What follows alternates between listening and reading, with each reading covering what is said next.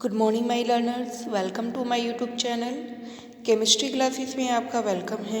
Last time हमने chemistry classes में vibration spectra complete किया था, जिसमें हमने वाइब्रेशन के साथ साथ उसका रोटेशन स्पेक्ट्रा भी क्या किया था, स्टडी किया था। Today we do the next spectra, that is the Raman spectra. आज जो हम न्यू टॉपिक करेंगे वो हमारे पास स्पेक्ट्रोस्कोपी में कौन सा स्पेक्ट्रा है, दैट इज रमन स्पेक्ट्रा।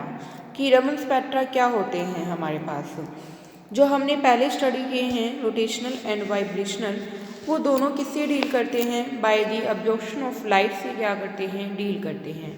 यहाँ हम तीन टाइप की मेनली स्टडी करेंगे स्पेक्ट्रा, मैंने आपको बताया था स्टार्टिंग में ही।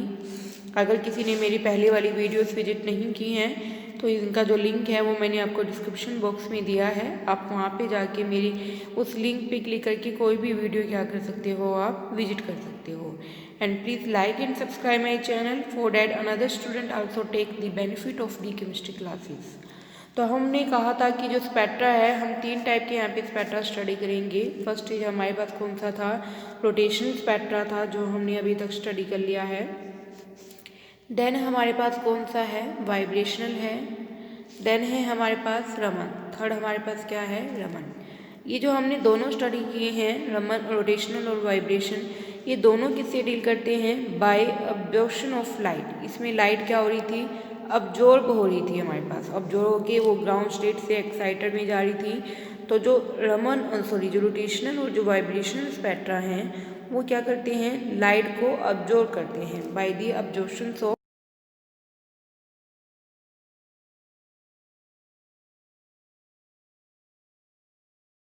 लाइट क्या हो रही थी, अब्जॉर्ब हो रही थी। बट जो रमन स्पेक्ट्रा है वो लाइट को अब्जॉर्ब नहीं करता, बल्कि क्या करता है, स्कैटर करता है। क्या करते हैं वो, लाइट को स्कैटरिंग का काम करते हैं हमारे पास। अंडरस्टूड, समझ आई बात सभी को, कि जो रोटेशनल जो वाइब्रेशनल स्पेक्ट्रा हैं वो लाइट की अब्जॉर्प्शन से वर्क करते हैं, वाहिल जो रमन स्पेक्ट्रा है वो लाइट को अब्जॉर्ब करने के बजाय क्या करता है, स्कैटर मीन्स फैलाता है। लाइट की क्या कर देता है, स्कैटरिंग कर देता है, फैला देता है वो लाइट को हमारे पास। Okay, understood.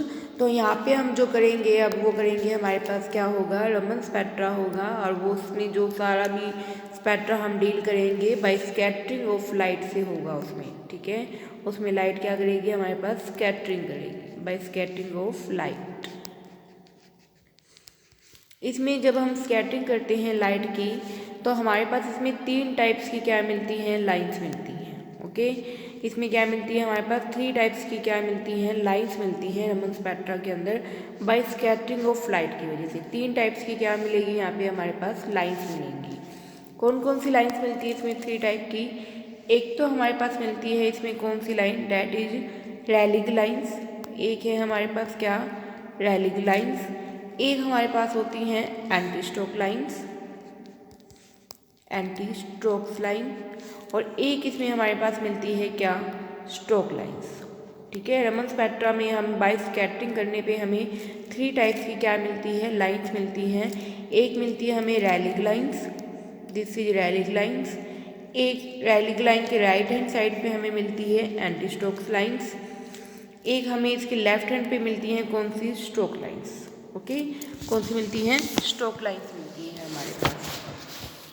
जो रैलिग लाइन है उसको किसने डिस्कवर किया था, हमारे पास रैलिग साइंटिस्ट ने ही इसको क्या किया था, डिस्कवर किया था। तो उन्हीं के बेस पे इसका क्या नाम रखा है, हमारे पास रैलिग लाइंस रखा हुआ है। वही जो एंटी स्टोक्स लाइंस और जो स्टोक्स लाइंस हैं, इनको कलेक्टिवली हम क्या कहते हैं, इन दोनों को, ओनली ऑन किसको, स्टोक लाइंस और एंटी स्टोक लाइंस को, स्टोक लाइंस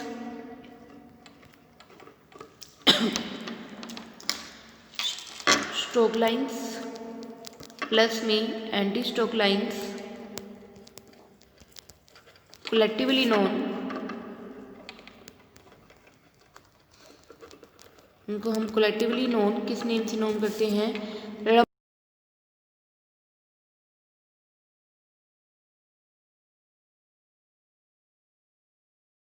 रमन स्कैटरिंग भी कह सकते हो। इसमें तीन टाइप की लाइंस मिली थी। First is the Rayleigh lines, then second is the Stokes lines, third is the anti stock lines. इसमें से जो रैलिग है वो एक अलग लाइन है, वाहिल जो स्ट्रोक लाइन्स और जो एंटी स्ट्रोक लाइन्स हैं वो कलेक्टिवली क्या करते हैं, हम उसको रमन स्कैटरिंग से क्या करते हैं या रमन लाइन से क्या करते हैं, नोन करते हैं। सीवी रमन ने ही इनकी क्या की थी, डिस्कवरी की थी। किसने, सीवी रमन ने ही। उन्हीं के बेस पे इनके नेम क्या रखे गए हैं, रमन स्कैटरिंग या फिर रमन लाइन्स रखे गए हैं। अंडरस्टूड, समझ आई बात सभी को कि हमारे पास क्या है, इसमें 3 टाइप्स की क्या मिल रही हैं, लाइन्स मिल रही हैं। फर्स्ट इसमें थी रैलिग लाइन्स जो रैलिग ने ही डिस्कवर की थी। उसके बाद इसमें लाइन आई है रमन लाइन्स। रमन में 2 लाइन्स हैं, स्ट्रोक और एंटी स्ट्रोक लाइन्स होती हैं हमारे पास। ओके, समझ आई बात सभी को। अब ये स्ट्रोक लाइन्स और एंटी स्ट्रोक लाइन्स क्या हैं हमारे पास, और रैलिग लाइन्स क्या हैं, ये कैसे आई, ये सारा हम डिटेल में अब स्टडी करेंगे हमारे पास। ठीक है, कि कैसे हमारे पास मिलती है, रमन इफेक्ट कैसे मिलता है और रैलिग इफेक्ट। 2 टाइप के इफेक्ट इसमें हम स्टडी करेंगे। रमन के अंदर रमन स्पेक्ट्रा में 2 फॉर्म स्टडी करनी है आपने। एक तो आपने करनी है कौन सी लाइन्स, रैलिग लाइन्स को एक्सप्लेन करना है। एक आपने रमन लाइन्स को एक्सप्लेन करना है। रमन फर्दर 2 में है, स्ट्रोक और एंटी स्ट्रोक। एस रिप्रेजेंट कर रहा है स्ट्रोक लाइन्स को, ए एस रिप्रेजेंट कर रहा है एंटी स्ट्रोक लाइन्स को। ठीक है, कैसे है ये सब हमारे पास, किसने एक्सप्लेन किया था, रमन ने एक्सप्लेन किया था। कौन सी थ्योरी के बेस पे एक्सप्लेन किया है उन्होंने, प्लैंक्स क्वांटम थ्योरी के बेस पे क्या किया है उन्होंने इसको एक्सप्लेन किया है। ठीक है, किस बेस पे उन्होंने एक्सप्लेन किया है, कौन सी थ्योरी इसको एक्सप्लेन करती है, क्वांटम थ्योरी। प्लैंक्स की क्वांटम थ्योरी के थ्रू उन्होंने इसको क्या किया है, एक्सप्लेन किया है कि रमन स्पेक्ट्रा में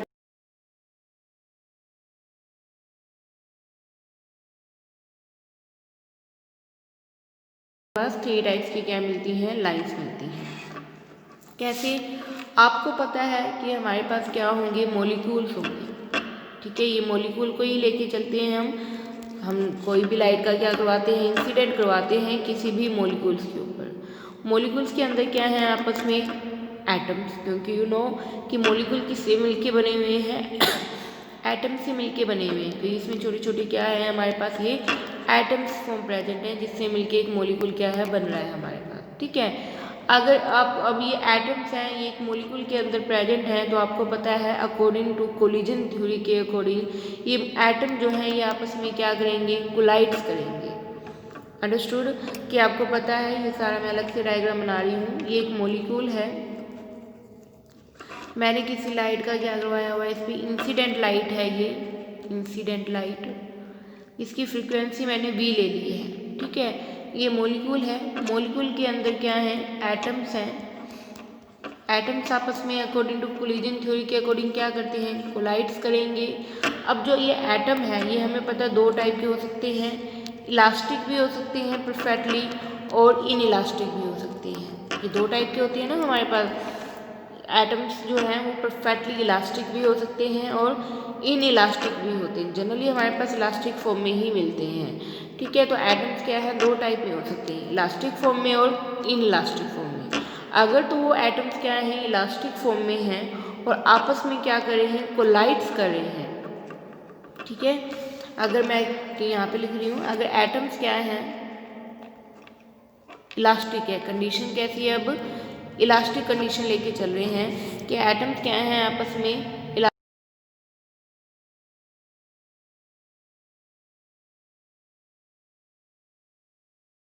के बाद जो इन्होंने लाइट की स्कैटरिंग की है, फैलाया है जो लाइट को इलास्टिक कोलिजन ने, वो जो ये लाइट जो अमिट हुई है हमारे पास, उनकी जो हमारे पास फ्रिक्वेंसी रहेगी वो क्या रहेगी, बिल्कुल सेम रहेगी जैसे कि हमारे पास क्या आई थी, इंसिडेंट फॉर्म के लिए आई थी। अंडरस्टूड, समझ आई बात, कि जब एटम्स क्या हैं, किस फॉर्म में हैं, इलास्टिक फॉर्म में हैं और इलास्टिक फॉर्म के अंदर उन पर क्या हो रहा है, हमारे पास इंसिडेंट फ्रिक्वेंसी का क्या हो रहा है, हमने स्ट्राइक करवाया है और स्ट्राइक करने के बाद जो स्कैटरिंग लाइट आई हैं हमारे पास, उन्होंने भी जो रेडिएशन जो हमारे पास अमिट की हैं, जो लाइट अमिट की हैं, उनकी भी जो फ्रिक्वेंसी है वो बिल्कुल सेम वैसी ही होगी जैसे कि हमारे पास किसकी थी, इंसिडेंट के लिए थी। तो इनकी भी जो फ्रिक्वेंसी आएगी वो भी हमारे पास क्या आएगी, वी एस क्या रिप्रेजेंट कर रहा है, स्कैटरिंग फ्रिक्वेंसी, और वी आई क्या रिप्रेजेंट कर रहा है, इंसिडेंट फ्रिक्वेंसी। तो ये जो वी आई है, इंसिडेंट फ्रिक्वेंसी है, वो किसके इक्वल आ रही है, स्कैटरिंग की, या फिर आप कह सकते हो जो स्कैटरिंग फ्रिक्वेंसी आई है वो क्या है, इंसिडेंट फ्रिक्वेंसी के क्या है हमारे पास, इक्वल है। ठीक है, क्योंकि देखो कोलिजन्स कैसा था, इलास्टिक था। इलास्टिक होता है तो एनर्जी का क्या होता रहता है, ट्रांसफ़र होता रहता है। मॉलिक्यूल आपस में जब कोलाइड करते हैं इक्वल एनर्जी का हर बार क्या होता है, ट्रांसफ़र होता है। तो जब इन्होंने फ्रिक्वेंसी को एमिट किया, उनकी भी जो हमारे पास रेंज आएगी वो उतनी ही मिलेगी जितनी कि हमारे पास क्या थी, वो इंसिडेंट फॉर्म के अंदर थी हमारे पास। ठीक है, समझ आई बात। अगर कोलिजन कैसा है, इलास्टिक फॉर्म में, ये आपने ध्यान देना है कोलिजन कैसा हो रहा है। अगर कोलिजन कैसा है, इलास्टिक है, तभी देखो इक्वल एनर्जी का क्या होता रहेगा, हमारे पास ट्रांसफ़र होगा। और ट्रांसफ़र होगा तो जो फ्रिक्वेंसी की रेंज आएगी वो भी बिल्कुल सेम वैसी ही मिलेगी जैसे कि हमारे पास किसकी थी, इंसिडेंट की थी। तो जब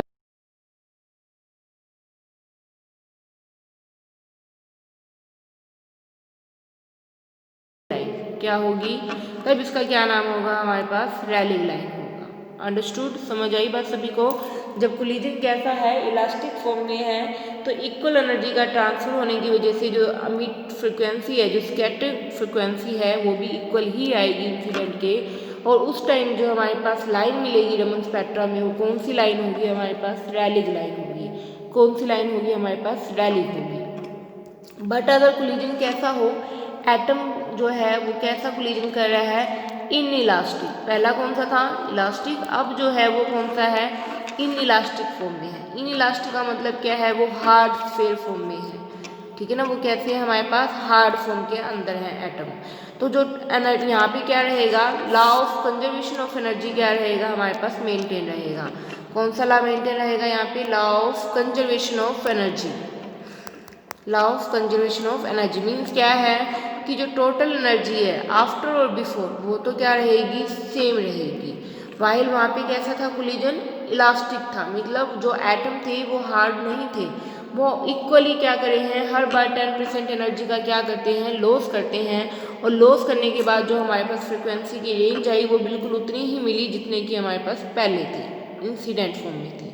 बट ये इनइलास्टिक है, हार्ड है, तो आपस में एनर्जी का ट्रांसफ़र नहीं रहेगा, यहाँ पे सेम एनर्जी रहेगी। टोटल एनर्जी ला क्या रहेगा, यहाँ पे मेंटेन रहेगा कि जितनी स्ट्राइक करने से पहले थी उतनी ही हमारे पास क्या रहेगी, आफ्टर रहेगी। आप लोगों को ये डिफरेंस अच्छे से समझ आ रहा है ना कि इलास्टिक में क्या है और इन इलास्टिक में क्या है। इलास्टिक में जो एटम्स हैं वो इलास्टिक फॉर्म में हैं, रिजिड नहीं हैं, फिक्स नहीं हैं, वो हर टाइम 10% एनर्जी का लॉस कर रहे हैं। और लॉस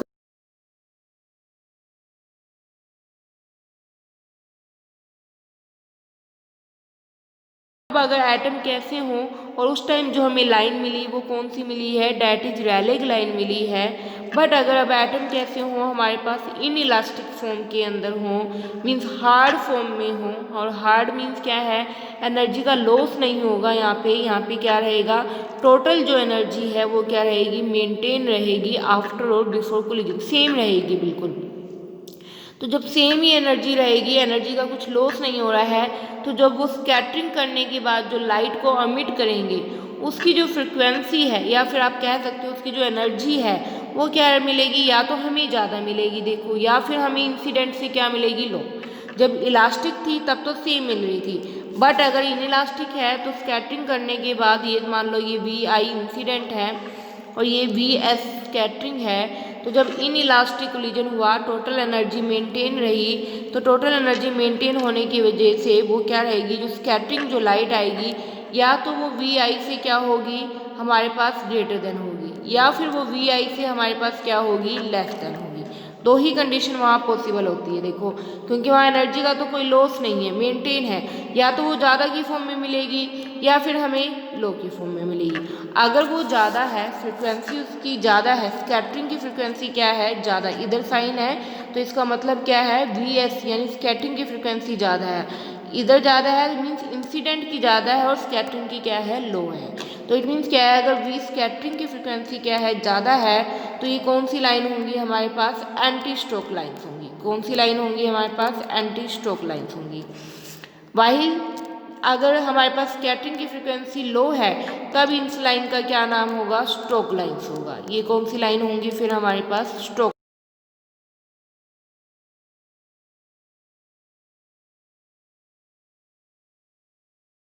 ज़्यादा आई तब हमारे पास एंटी स्ट्रोक लाइन्स हैं। अगर स्कैटर फ्रिक्वेंसी कम है तो ये स्ट्रोक लाइन्स है। तो यहाँ पे हमारे पास तीन पॉसिबिलिटी मिल रही है, ये वी आई है, इंसिडेंट है, वी आई इंसिडेंट है, ठीक है। ये इक्वल आ रही है किसके, स्कैटर्ड के इलास्टिक कोलिजन्स के ड्यूरिंग इलास्टिक कोलिजन हो रहा है जब।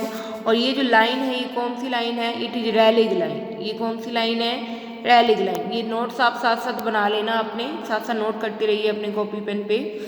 वी एस जब इक्वल आई है इलास्टिक कोलिजन्स की ड्यूरिंग, तो ये कौन सी लाइन बनी है, रैलिग लाइन बनी है।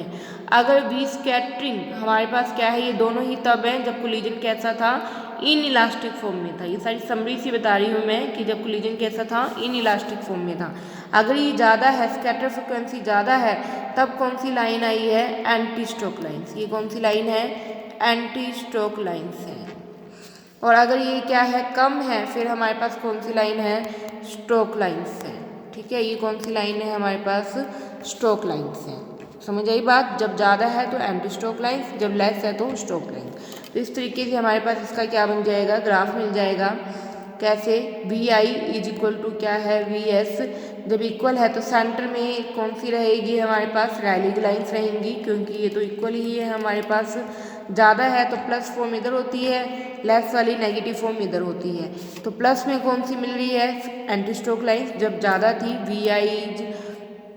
वी एस हमारे पास क्या है, ग्रेटर देन मिल रही है, तब कौन सी लाइन मिल रही है हमारे पास, एंटी स्ट्रोक लाइन्स। ये कौन सी लाइन है हमारे पास, एंटी स्ट्रोक लाइन्स है।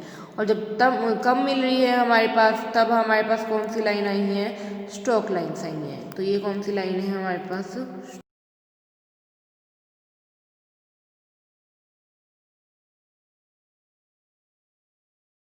मिलती है, स्पेक्ट्रा मिलता है। और इसमें 3 टाइप की लाइंस को हम क्या करते हैं, स्टडी करते हैं, ठीक है।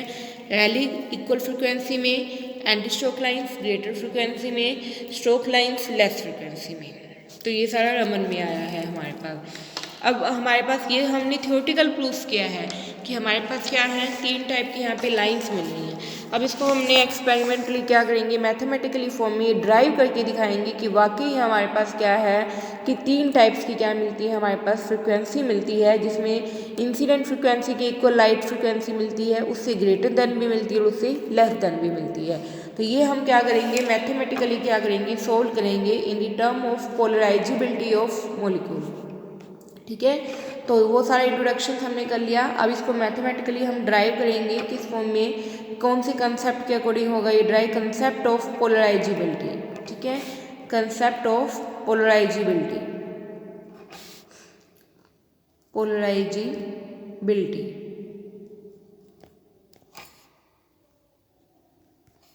पोलराइजेबिलिटी, ठीक है। इस बेस पे मिलेगा, किस बेस पे मिलेगा हमारे पास, कंसेप्ट ऑफ पोलराइजेबिलिटी के कंसेप्ट पे हमारे पास मिलेगा। क्या है कंसेप्ट ऑफ पोलराइजेबिलिटी में हम क्या करेंगे डिस्कस, इसमें हमने क्या ले लिया, एक मॉलिक्यूल ले लिया, ठीक है। ये एक मॉलिक्यूल है, ये मैंने क्या लिया है, मॉलिक्यूल लिया है। मॉलिक्यूल आपको पता है एटम से मिलके बने हैं, और एटम किससे मिलके बने हैं, इलेक्ट्रॉन से। ये मैं नेक्स्ट पेज पे ड्राइव कर रही हूँ सारा। ये एक मॉलिक्यूल है, मॉलिक्यूल किससे मिलके बनते हैं, एटम से मिलके बनते हैं। ये क्या है, एटम। और एटम में क्या होते हैं, इलेक्ट्रॉन्स होंगे हमारे पास, इलेक्ट्रॉन्स पता ही है आपको, ये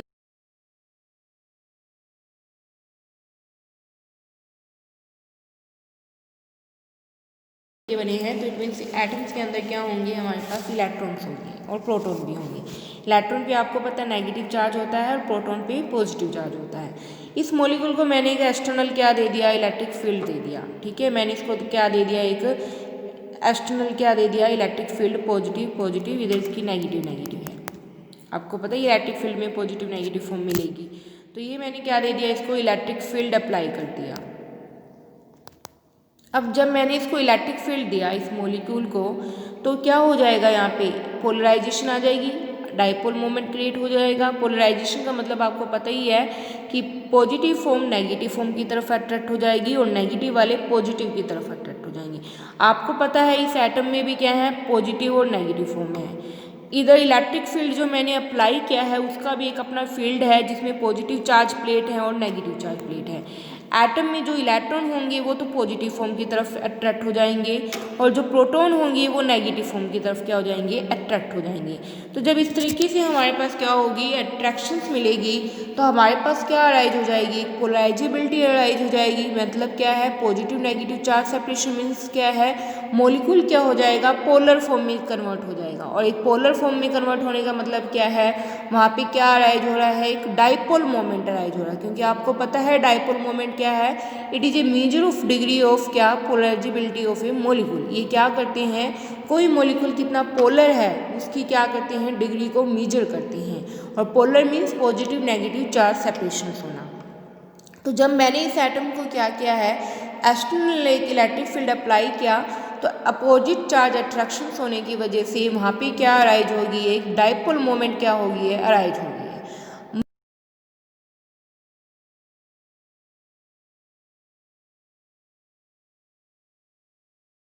अराइज हो गया है। अब यहाँ पे जो डाइपोल मोमेंट अराइज हुई है वो कैसी हुई है, इंड्यूस हुई है। इंड्यूस मीन मैंने इसको क्रिएट किया है, आर्टिफिशियली क्रिएट किया है मैंने इसको, एक्सटर्नल अप्लाइड फील्ड करके मैंने इसको क्या किया है, डाइपोल मोमेंट को अराइज किया है, इंड्यूस किया है, पैदा किया है। तो इसलिए यहाँ पे जो हमारे पास जो डाइपोल मोमेंट है वो कौन सी बनेगी, हमारे पास इंड्यूस डाइपोल मोमेंट बनेगी, म्यू होगा। और वो किसके इक्वल आएगा, हमारे पास किसके डायरेक्टली प्रोपोर्शनल होगा, इलेक्ट्रिक फील्ड के क्या होगा, डायरेक्टली क्या होगा, प्रोपोर्शनल होगा। क्योंकि तब मिल रहा है डाइपोल मोमेंट जब मैंने क्या अप्लाई किया है, एक्सटर्नल इलेक्ट्रिक फील्ड अप्लाई किया है। तो जितना ज़्यादा एक्सटर्नल इलेक्ट्रिक फील्ड होगा उतनी ही ज़्यादा उसकी क्या होगी, डाइपोल मोमेंट होगी। तो ये यहाँ पे हमारे पास क्या है, इलेक्ट्रिक फील्ड है, ये हमारे पास क्या है, इलेक्ट्रिक फील्ड है। ओके, तो इसकी क्या है, प्रोपोर्शनल है। प्रोपोर्शनल का साइन हटा के मैंने यहाँ पे क्या लगा दिया है, अल्फा, अल्फा इंटू में ई। ये तो इलेक्ट्रिक फील्ड है। अल्फा क्या है, कांस्टेंट है, कौन सा, पोलराइजेबिलिटी कांस्टेंट है। ठीक है, ये कौन सा कांस्टेंट है, पोलराइजेबिलिटी कांस्टेंट है।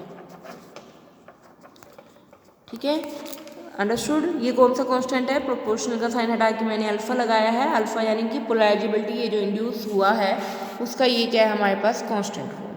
समझ आ गई बात सभी को।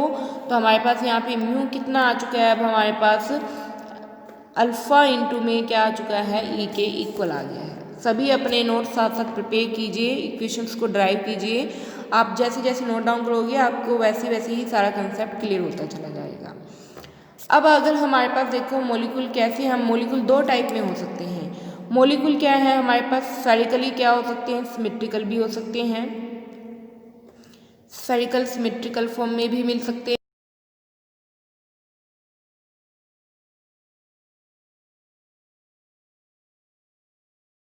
क्या होगी, सेम होगी, या फिर वो क्या होगी, डिफरेंट होगी हमारे पास। ठीक है, समझ आई बात सभी को। अब मैं क्या ले रही हूँ, मॉलिक्यूल कैसे ले रही हूँ, मैं स्फेरिकल सिमेट्रिकल फॉर्म में ले रही हूँ। मतलब जैसे ये वाले मॉलिक्यूल हैं, CH4 हुए, CCl4 हुए, SiH4 हुए, SiF6 हुए, इनकी जब आप सिमेट्री देखोगे ना तो ये चारों तरफ से हमें सेम लगेंगे, इनकी सिमेट्री सेम मिलेगी हमारे पास।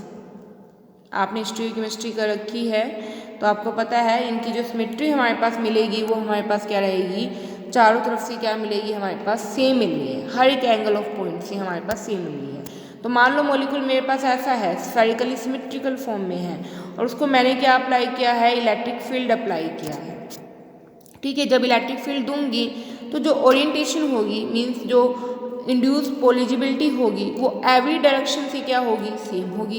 क्योंकि मॉलिक्यूल कैसा है, सेम है, चाहे मैं इलेक्ट्रिक फील्ड इधर से अप्लाई कर दूं, चाहे मैं इधर से दे दूं, चाहे मैं इधर से दे दूं। देखो ये मॉलिक्यूल कैसा है, हमारे पास सेम है,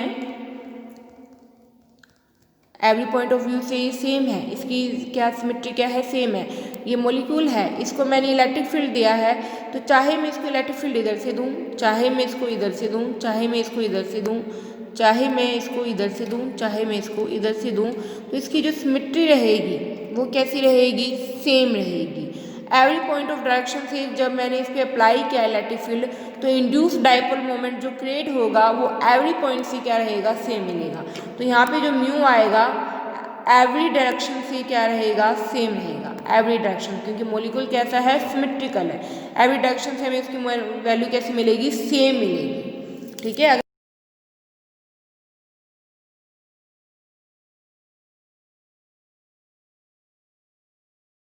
हर डायरेक्शन से क्या आएगी, सेम आएगी। और ऐसे मॉलिक्यूल्स को हम क्या कहते हैं, आइसोट्रोपिकली पोलराइजेबल या फिर आइसोट्रोपिकली मॉलिक्यूल्स। इसको हम क्या कहेंगे, इस टाइप की जो पोलराइजेबिलिटी अराइज होगी उसको हम क्या कहेंगे, आइसोट्रोपिकल। आइसो का मतलब ही क्या होता है, सेम, आइसोट्रोपिकल पोलराइजेबल, ठीक है, आइसोट्रोपिकल पोलराइजेबल, अंडरस्टूड।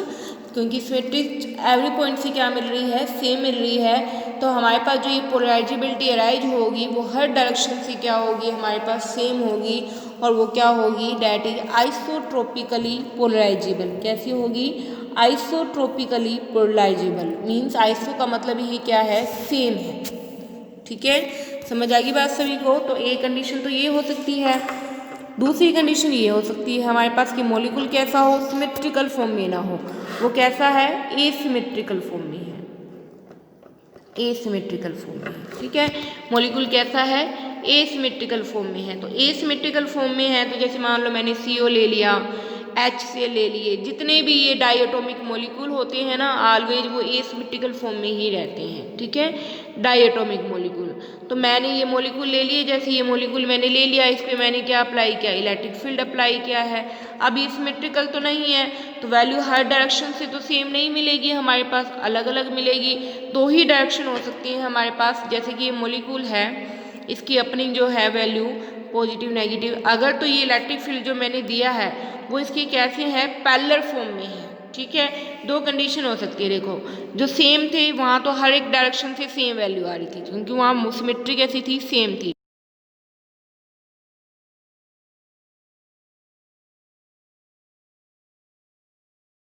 दो टाइप की हो सकती है, या तो पैरेलल डायरेक्शन होगी या फिर कैसी होगी, परपेंडिकुलर फॉर्म में होगी।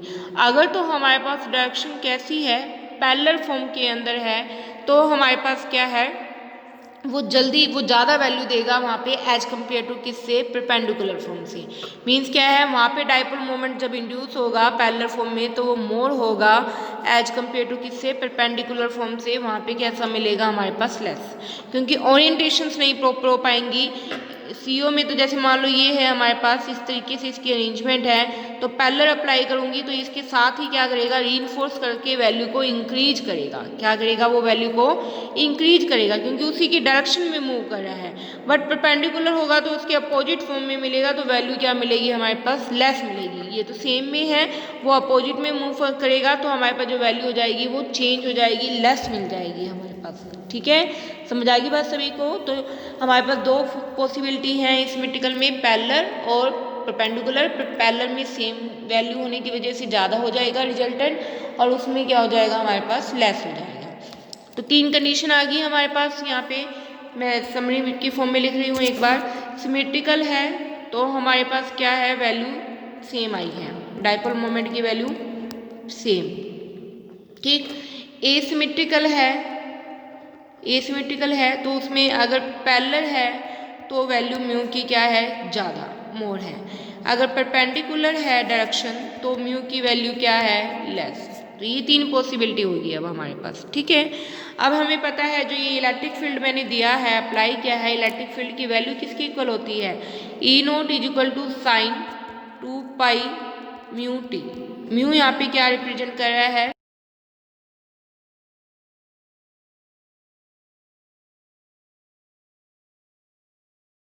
साइन उसका क्या है, एंगल है हमारे पास, और E0 यहाँ पे क्या है, एम्पलीट्यूड है किसका, इलेक्ट्रिक फील्ड का, ठीक है। ये क्या है हमारे पास, एम्पलीट्यूड है।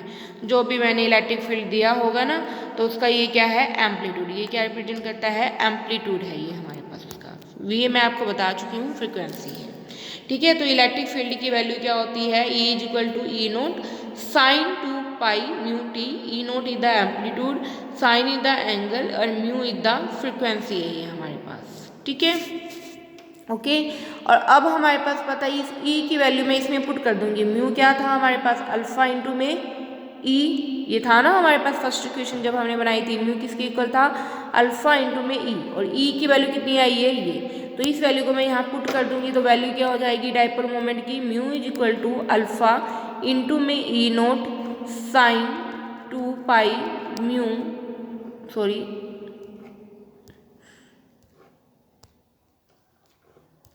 फ्रिक्वेंसी आएगी यहाँ पे हमारे पास sine 2 pi mu mu T, ठीक है। म्यू यहाँ पे फ्रिक्वेंसी है, म्यू टी है ये हमारे पास। ओके, समझ आ गई बात सभी को। अब हमारे पास क्या है, जो ये तो आ गई डायपोल मोमेंट की वैल्यू हमारे पास इलेक्ट्रिक फील्ड की फॉर्म में। अब जो ये हमारे पास ये पोलराइजेबिलिटी कांस्टेंट होता है, ये क्या है, मॉलिक्यूल के साथ साथ क्या होता रहता है, चेंज होता रहता है। मतलब मॉलिक्यूल कैसा है, सिमेट्रिकल फॉर्म में है, एसिमेट्रिकल फॉर्म में है, उसके अकॉर्डिंग इसकी पोलराइजेबिलिटी की वैल्यू क्या होती है, चेंज होती रहती है।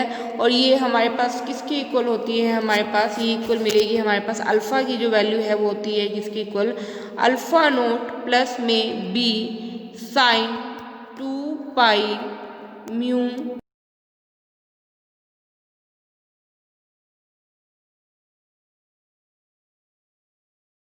है। ये है हमारे पास अल्फ़ा जो है ये पोलराइजेबिलिटी है, ये तो हमें पता है चेंज होगी जैसा मॉलिक्यूल होगा।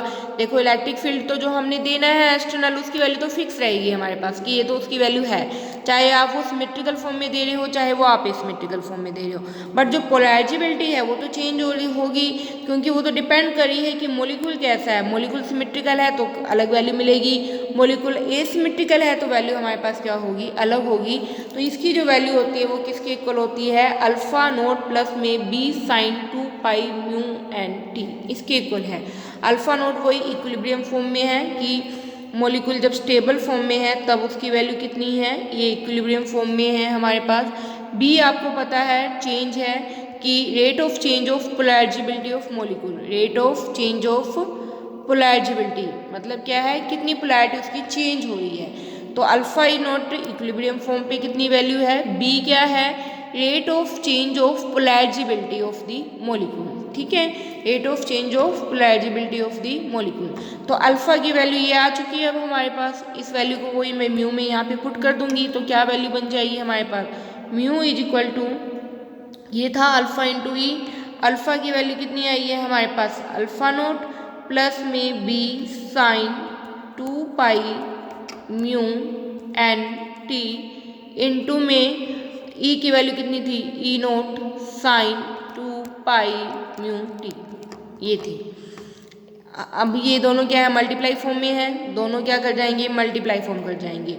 अल्फ़ा नोट को एक बार इससे मैंने मल्टीप्लाई किया तो क्या बन जाएगा हमारे पास, अल्फ़ा नोट इंटू में E note sine 2 pi mu T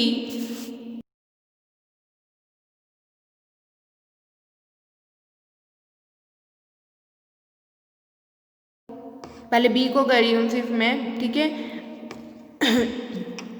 B E note sine 2 pi mu T into में हमारे पास ये तो कांस्टेंट फॉर्म ही है तो ये हमारे पास क्या बन जाएगी, sine 2 pi mu N t, ये फॉर्म बन जाएगी, ठीक है। तो ये मैंने इन दोनों को क्या है, सोल्व कर दिया है, मल्टीप्लाई कर दिया है, सिंपल मल्टीप्लाई करोगे तो आपके पास ये वैल्यूज आ जाएंगी, ठीक है। अब आपको पता है कि ट्रिग्नोमेट्री रिलेशन के अकॉर्डिंग हमारे पास एक फॉर्मूला होता है, क्या, इतना सभी ने आपने नोट कर लिया होगा, आप लोग साथ साथ नोट कर लीजिए, साथ साथ डेरिवेशन कर लीजिए, ड्राइव कर लीजिए तो आपको कंसेप्ट बिल्कुल क्लियर हो जाएगा। तो यहाँ पे मैंने अल्फ़ा और ई की वैल्यू को पुट किया है सिंपल और दोनों को क्रॉस मल्टीप्लाई किया है। अब क्या है, ट्रिग्नोमेट्री के अकॉर्डिंग हमारे पास एक रिलेशन होता है, ठीक है, ट्रिग्नोमेट्री के अकॉर्डिंग एक रिलेशन होता है हमारे पास साइन फॉर्म के लिए, क्योंकि यहाँ पे जो एंगल है वो सारा साइन फॉर्म में है ना, तो यहाँ पे एक हमारे पास एक फॉर्मूला होता है, क्या, साइन ए इंटू में साइन बी, मैंने अभी ऊपर लिखा था ना, ये बी की value E note sine 2 pi we T into में साइन 2 पाई V N T.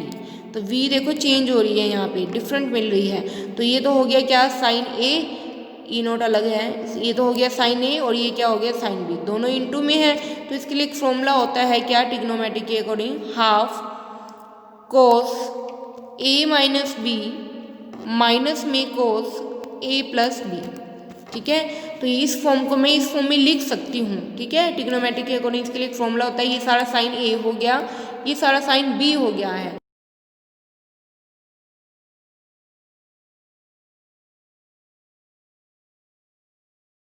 Plus B, इस फॉर्म में लिख सकते हैं। तो हमारे पास ये वैल्यू आई थी, mu is equal to alpha naught E note sine 2 pi mu t plus half, ठीक है। बी और ई नोट तो कांस्टेंट ही है, ये बाहर रख दिया मैंने, बाहर हाफ था, हाफ लिख दिया। अंदर क्या है, कोस आ जाएगा, ए कितना था, कोस 2 पाई भी कांस्टेंट रहेगा दोनों में, ठीक है ना, क्योंकि दोनों में को 2 पाई तो है ही, तो ये बाहर आ जाएगा, ये भी कोस 2 पाई, ठीक है। ए कितनी थी, बी कितनी थी, एन, बाहर टी, ठीक है। समझ आ गई बात सभी को। तो फिर माइनस था आगे, फिर कोस 2 पाई ये आ जाएगा। अब क्या है, v माइनस में क्या थी, सॉरी प्लस में थी हमारे पास क्या, प्लस वी एन इंटू में टी, ये है हमारे पास, ठीक है। तो अब यहाँ पे आप देखो हमें 3 लाइंस मिल रही है हमारे पास, अगर आप ध्यान से देखो, एक तो प्लस फॉर्म में मिल रही है फ्रिक्वेंसी, मतलब ऐड हो रही है, एक वैल्यू कम जा रही है, और एक जितनी थी उतनी ही मिल रही है हमारे पास, मिली है ना हमारे पास। ये तो कंडीशन तब आई थी जब सिमेट्रिकल फॉर्म में है, ये सिमेट्रिकली आई है हमारे पास सारी। तो यहाँ पे देखो 3 लाइन मिल रही है हमारे पास, मैथमेटिकली भी जब हमने इसको सारा सोल्व किया तो यहाँ पे फ्रिक्वेंसी की 3 फॉर्म मिल रही है। एक तो सेम जितनी मैंने ली थी, एक बार वैल्यू माइनस हो रही है और एक बार वैल्यू क्या हो रही है, ऐड। इट मीन्स जो सेम मिल रही है वो तो कौन सी लाइन है, रैलिक लाइन है, ठीक है। ये फिर से प्रूफ हो गया है कि जब फ्रिक्वेंसी की वैल्यू आफ्टर स्कैटरिंग भी सेम रहे तो कौन सी लाइन होगी, रैलिक लाइन होगी। अब ये माइनस में जा रही है तो वो कौन सी लाइन थी, स्ट्रोक लाइन्स, और ये ऐड हो रही है तो ये कौन सी लाइन है, एंटी स्ट्रोक लाइन।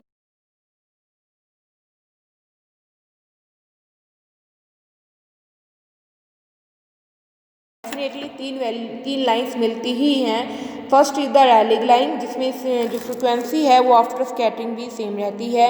सेकंड जो है हमारे पास लाइन मिलती है रमन लाइन्स, रमन में 2 फर्दर क्लासीफाई हैं वो, एक है हमारे पास एंटी स्ट्रोक लाइन जिसमें फ्रिक्वेंसी ज़्यादा हो रही है, और एक है हमारे पास स्ट्रोक लाइन जिसमें फ्रिक्वेंसी कम हो रही है। तो ये मैथमेटिकली प्रूफ करने पे भी हमारे पास सारा एक्सप्लेन हुआ है कि हमारे पास क्या होती हैं, रमन स्पेक्ट्रा में 3 लाइन्स मिलती हैं।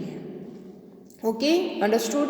देन है हमारे पास क्या, ये तो हो गया सारा सोल्व हमारे पास मैथमेटिकली। देन है टाइप ऑफ मॉलिक्यूल्स, कि कौन कौन से मॉलिक्यूल्स क्या करते हैं, रमन स्पेक्ट्रा को शो करते हैं। ओके, टाइप्स ऑफ मॉलिक्यूल्स, कौन से मॉलिक्यूल क्या करते हैं, रमन स्पेक्ट्रा को शो करते हैं हमारे पास।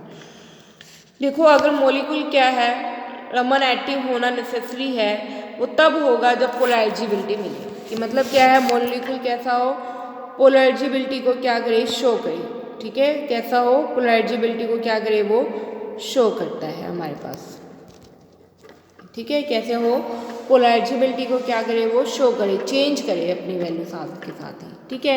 तो मैंने ये आपको बताया ही है पीछे भी कि सिमेट्रिकल होते हैं वो तो सेम रहते हैं, स्फेरिकल सिमेट्री, ठीक है।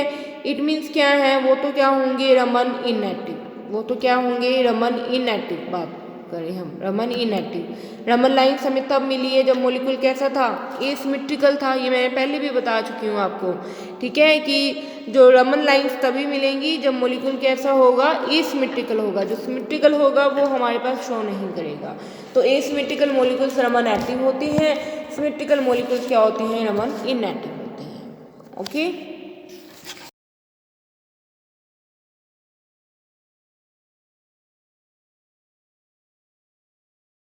म्यूचुअल एक्सक्लूशन, ठीक है।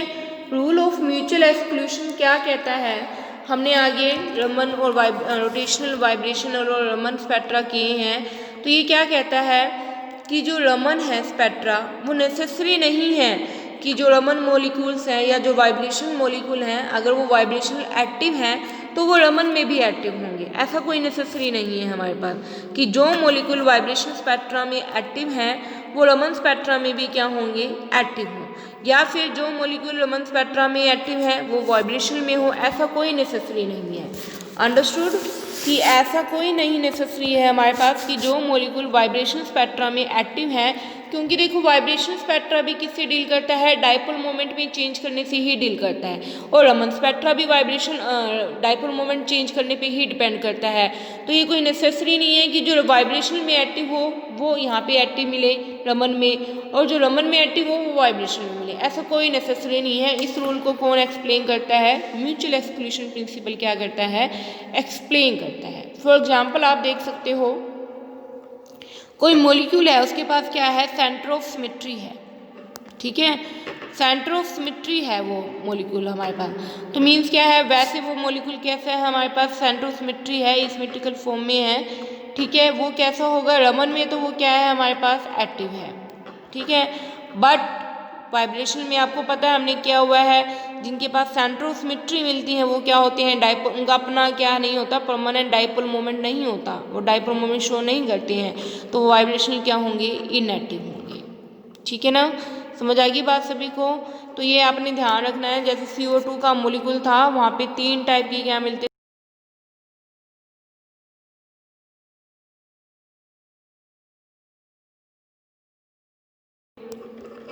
ये इधर सिमेट्रिकल फॉर्म में थी। एक हमारे पास उसमें बेंडिंग थी, ठीक है, सिमेट्रिकल, वो भी कैसे थी? हमारे पास इस तरीके से थी बेंडिंग में, ऊपर ये दोनों ऊपर थे, ये नीचे था हमारे पास, सॉरी ये भी ऊपर मिलेगा। और हमारे पास क्या है? एक थी एसिमेट्रिकल, जिसमें ये 2 तो ऊपर थे और एक हमारे पास क्या था? नीचे था, इस तरीके से था। तो ये देखो, इसमें अब हमारे पास क्या है? ओरिएंटेशन मिल रही है, चारों तरफ से सेम मिल रही है, तो मॉलिक्यूल मिल जाएगा। रमन स्पेक्ट्रा में तो मिल रहा है, डाइपोल मोमेंट शो हो जाएगी इसमें। तो ये रमन में तो क्या है? एक्टिव है, बस सिमेट्री होने की वजह से उसमें क्या है? वाइब्रेशन में क्या था? इनएक्टिव है। इसी तरह अब यहाँ पे बैंडिंग और ये एसिमेट्रिक है, एसिमेट्रिक फॉर्म में है हमारे पास, ये रमन में क्या होगा? इनएक्टिव फॉर्म में मिलेगा। वही जो इंफ्रा में है वहाँ पे डाइपोल मोमेंट अराइज हो रहा है, तो वो क्या होंगे? एक्टिव हो जाएंगे। तो रूल ऑफ म्यूचुअल एक्सक्लूशन देखो ये बात करता है सिंपल, कि ये कोई नेसेसरी नहीं है कि जो मॉलिक्यूल आपको वाइब्रेशन में एक्टिव है वो आपको रमन में भी क्या मिले? एक्टिव मिले। ओके, तो इतना आप सभी समझ लेना, कर लेना। किसी को कोई क्वेरी लगे तो आप मेरे से कमेंट बॉक्स में कमेंट करके पूछ सकते हो, ठीक है। नेक्स्ट टाइम हम इसमें रमन स्पेक्ट्रा के साथ साथ रोटेशन भी स्टडी करेंगे और वाइब्रेशन भी करेंगे, हम सारा करेंगे इसमें, उनकी डेरिवेशन हम नेक्स्ट टाइम करेंगे। ओके, इतना आप सभी अपना सोल्व करके देख लेना। फिर भी किसी को कोई डाउट हो तो आप मेरे से क्लियर कर सकते हो। Thank you.